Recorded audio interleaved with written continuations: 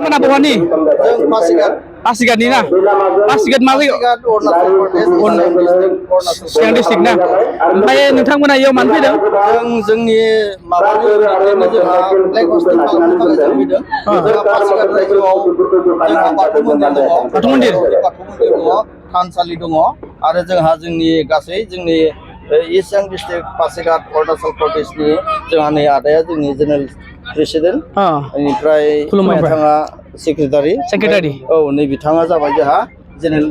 देउरि ना औ बाथौ मन्दिरनि ओमफ्राय आइजो आफादनिफ्राय बिथांजोआ बोसोनगिरि मा नाम नोंना आब'ना बिनु ब्रह्म बसुमतारी नामखौ सासे खोन्थाना लादो दे मा आदा नोंना मा नाम नोंना आदा फैदो नै नोंसोरबो दे बाबु मा नोंना औ नाम खोना खोन्था ओरै माइनाव आफादनि प्रेसिडेन्ट महेन्द्र बर' दे बुंना लादो गाबो प्रतिमा नार्जारि नोंना नोंना भद्रेश्वर बसुमतारी आंनिया महन बर' आं बाथौ वेलफेयार ससाइटि पासिघाट इस्ट सियां डिस्ट्रिक्टनि प्रेसिडेन्ट ना आंनिया श्री बानेश्वर बसुमतारी अरे दमनथि बसुमतारी बोसोनगिरि नोंना ब्रह्म ना ओइ थाबाय दे जोंला ओमफ्राय दा पासिघाटआव न'खरबेसे बर' फेमिलि दं जेनेबा न'खरखौ बुंनो थाङोब्ला जों एसे माने पासिघाटआव एसे माने मानसिफोरा एसे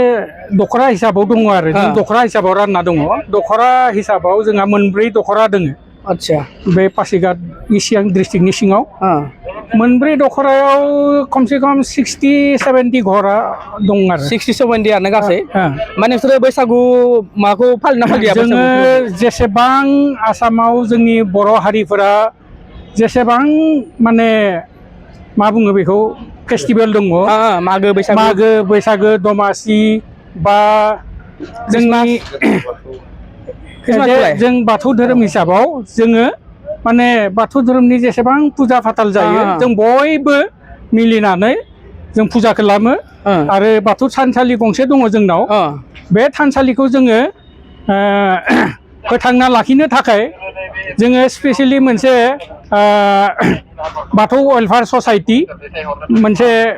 रेजिस्ट्रेसन बानायना लादों आच्छा बे वेलफेयार ससाइटियानो लुक आफ्टार खालामो आरो गासैबो जोंनि पासिघाट ओनसोलाव बा इस्ट सियां डिस्ट्रिक्टआव जेसेबां जोंनि बर' हारि दङ बिथांमोननि गासैबो प्रब्लेमखौ जों नायो बा बायजोनिफ्रायबो थांनानै बायदिसिना प्रब्लेम जायो बेफोरनि बायदिसिना प्रब्लेमखौबो जोङो बे बाथौ वेलफेयार ससाइटियानो जोङो प्रब्लेमफोरखौ सल्भ खालामो आरो मालाबा जोंनाव ओरैबायदिबो केस फैयो मालाबा फिसा फिनला माने माबा मोनसे केस सल्भ खालामनो गोनां जायो बा सोरबा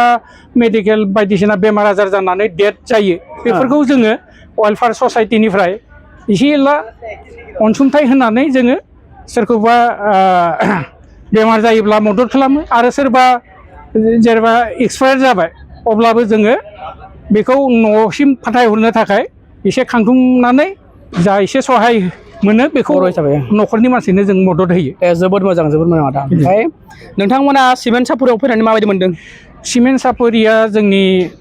बे धेमाजि जिल्लानि मोनसे गाहाय बर'नि जायगा बे जायगायाव जोङो फैयोब्ला ओरैबायदि गोजोननाय मोनो माने जों बुंस' हाया जोंनि बर' हारिनि गासैबो मानसिफोरखौ नुनानै जों जोबोद गोजोनो ओमफ्राय अरुणाचल गभर्नमेन्टआ नोंसोरनो जों माबोरै हेफाजाब होयो जेनेबा एसे एनैबाबो अरुणाचल गभर्नमेन्टनिफ्रायथ' जोङो ओरैनो जोङो मरेलि जों हेल्प मोनो बायदिसिना जेनेबा अरुणाचल गभर्नमेन्टनि माबा मोनसे प्रग्राम जायोब्ला जोंखौ लिंहरो बिथांमोना कअपारेट खालामनो बर' ससाइटिनिफ्राय होननानै थ' जोंबो जेसेबां हायो मदद खालामो आरो बिदिनो जोंनि नेसनेलाव माबा मोनसे बिदि जायोब्ला जोंखौ लिंहरनानै बिथांमोना मदद खालामो आरोना मदद खालामो ओमफ्राय जेब्ला जेरै आसामाव जेनेबा मासाव मास जेनेबा माइरं मोनोना रेसन बायदिसिना मोनो आसामाव दा बेफोरबायदि जेनेबा जोंनि बर'फोरा अरुणाचलाव थानानै जेनेबा बायदि रेसनफोरखौ मोननो रेशन कार्ड दोङो रेशन कार्ड होयो जोंनोबो रेशन कार्ड होयो आरो सोरबा सोरबि BPL कार्ड बानायना लादों सोरबा APL दं थ' बेफोर फेसिलिटिखौ मोनदों बारु दे बिदिबाथ' मोजां बारु मोनदों ओमफ्राय खामानि मावनायफ्राव जेनेबा अरुणाचलनि मानसिफ्रा जेबो डिस्टार्ब होआ ना डिस्टार्बा बिदि डिस्टार्बथ' गैया माने अरुणाचलाव हाबोब्ला इनार लाइन पारमिट होननाय मोनसे दं बे पारमिटखौ लानानै थाङोब्ला खुनु प्रब्लेम गैया आरो जों जेरावखि थाया मानो जों बयबो गावनि बेबहार हिसाबैसो जोङो माने माबायोथ' जोंनि बेबहारा थिग थाक थायोब्ला जों प्रब्लेम फैया फिसा फिनला माब्लाबा जायो बे जेरावबो थायो बिदि माने गाज्रि भाबै बिदि नाया बारु नायाना बिदि नाया जानो दे होमबा जोबोद गोजोननाय थाबाय आदा दे सार थेंक इउ लोगो मोनना गोजोननाय थाबाय दे बाजैमोन गोजोननाय थाबाय दे ओरै दे गोजोननाय थाबाय दे मोजां ना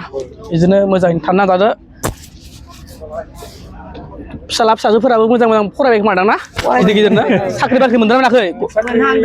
मोनहांदों रावबो मोननाय गैयाना अरुणाचलनिफ्राय गभर्नमेन्ट जब बिनो मेरिट बेसिसाव मोनो आरो इन्टारभिउ प्राइभेटफोराव दं आरो प्राइभेट जबफोरा मोनो मोजां बिजनेस मावनादों बिदिनो आसामनि सार्भिसमेन स्टेट गभर्नमेन्टनि आन्दाराव मोजां आदा